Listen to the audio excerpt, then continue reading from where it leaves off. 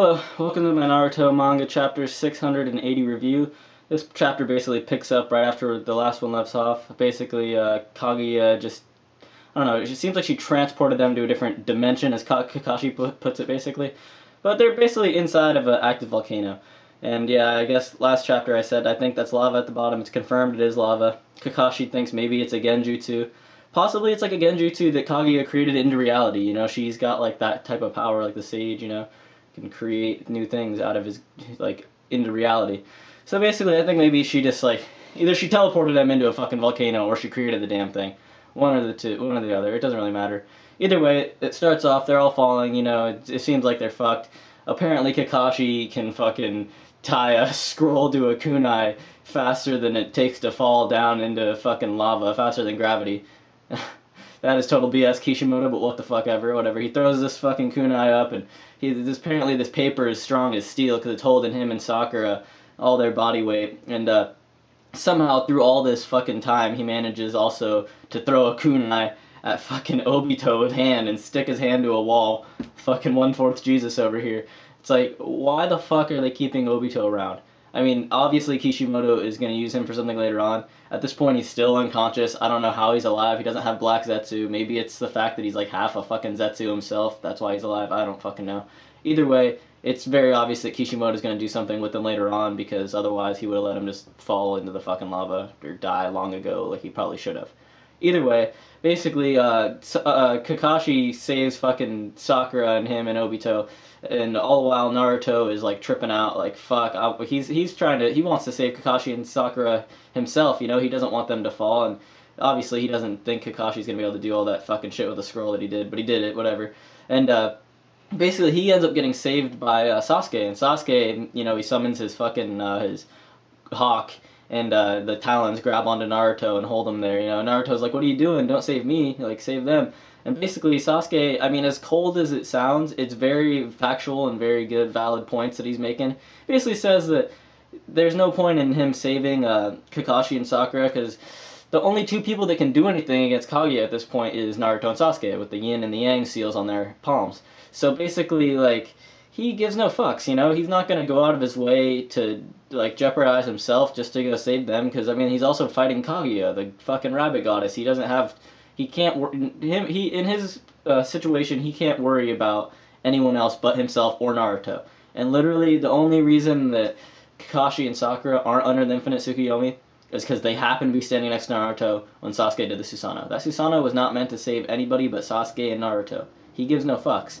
And, I mean, Naruto, as thick-headed as he is, he actually acknowledges, like, yeah, that's right, that's how I want to be thinking, kind of. But I like this flashback. It goes back to the flashback when they were kids on the bridge, and Haku threw those needles using the crystal mirrors, and basically Sasuke stepped in front of him and took them all for Naruto, and he said he doesn't know why he did it, his body just acted on its own.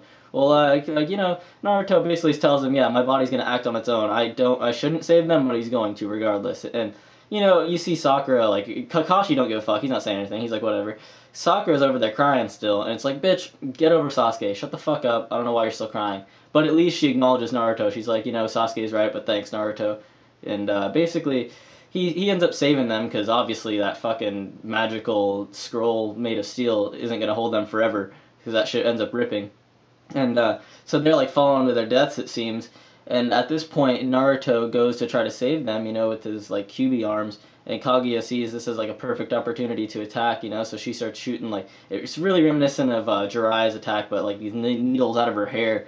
And Sasuke's using his Susanoo to, like, as like a shield to block it, you know. But you know, he can't block like everything. Like, I guess his hawk gets hit in some vital points. You know, there's one that sticks into his left arm, and perhaps Kaguya was trying to, like, use that to, like, block off a chakra point, because she does have the Byakugan activated the whole time, so she's looking at her chakra networks as she's launching the needles, so you can assume it's probably a precise attack. She knows what she's aiming for. Basically, Sasuke's hawk starts fucking going down. He realizes he's going to need to activate his Susanoo so he can fly, and basically, Naruto grabs Kakashi and Sakura with his QB arms, and realizes, oh shit, like, I'm floating, you know. He didn't even know before that he could fly. apparently he's got that same powers like the Hagoromo had, you know, and like Madara had it, and Obito even had it when he was the Ten Tails Jinchuriki. I assume it's from those black balls floating around him. So when Kaguya sees Naruto floating there, it like gives her a little flashback of Hagoromo, and he's like standing there, or I don't know if he's standing or floating or whatever, but he's got like his hand out, and you can see the sun seal on his hand, and obviously Naruto reminds her of Hagoromo, and it kind of pisses her off. She like says like all chakra is mine, and then she's like, oh, all the chakra shall become one, you know, and obviously she wants it all for herself, and then it's like this big ass explosion in the volcano, and it shows like this view from the outside, and I don't know, it's weird. It looks like a little, almost like a castle on the side of the volcano. Maybe that's where Kaguya lives. I don't fucking know. But either way, it's like a big ass fucking explosion. But basically, after that, it sort of cuts out to the outside of the volcano, possibly back to, I guess since we're in a different dimension, maybe it goes back to the real dimension, or the original dimension. And it goes back to all the Edo Tensei Hokages, you know, Hashirama, Tobirama, Hiruzen, and Minato. And basically, everything, this kind of signifies Madara is completely gone, I think. And I really kind of hope he isn't, because I don't know, he was just such a build-up for him just to be thrown out of a fucking window in 2 chapters and replaced.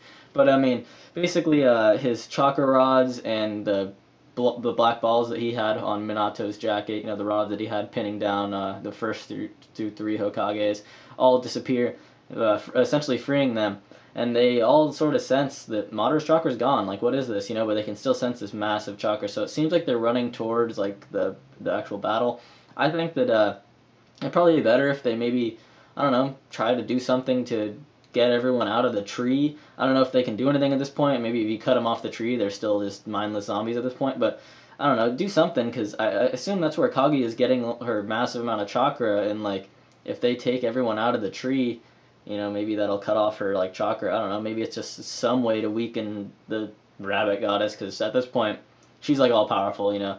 And basically, Naruto, he ends up making a clone to take care of Sakura and Kakashi, so him and Sasuke can really go in on Kaguya. And it's like a cripple for him, you know. He still has to have a clone. It's like a waste of chakra. He's got to focus on keeping them alive, and he's got to try to fight Kaguya at the same time. It's kind of dumb. But basically, him and Sasuke go in, and he starts doing these big like chakra fists or whatever, punching Kaguya, and she has like this, I don't know, it's like a shield almost thing that she's using, but I mean, I see like big fists in it. It almost kind of looks like Hashirama's like technique with this big Mokuton statue thing. But basically, it's like she's blocking all this shit. His attacks aren't doing shit, you know. She's basically like, it seems like she's getting ready to attack Naruto, and then Sasuke comes in with his flying Susanoo from the top, you know. And it almost looks like he lands an attack. I mean, I guess we're not going to know. It's like, that's right where the chapter ends, you know. It's like right when that attack lands. So we'll see if it actually landed, or if, you know, if it even did anything to Kaguya at this point. Next chapter, I suppose. I thought this chapter was pretty cool. I mean, there wasn't really much content. It was just kind of like action. And Kaguya, I really like the fact that she's not talking like much. She don't give a fuck. Like Madara, he sat there and he'll preach his ideals to you while he's killing you. Kaguya gives no fuck. She's like, alright, you ready? Let's go. And it's done. Like, but I don't know. Kaguya's a cool villain. I still kind of miss Madara. Perhaps we haven't seen his end. I hope we haven't. Obito is now 1/4 Jesus. Sasuke gives no fucks about anyone. Naruto can fly. I mean, shit's just getting crazy. I remember when this story was about ninjas. Either way, I give this chapter like a fucking 8 out of 10.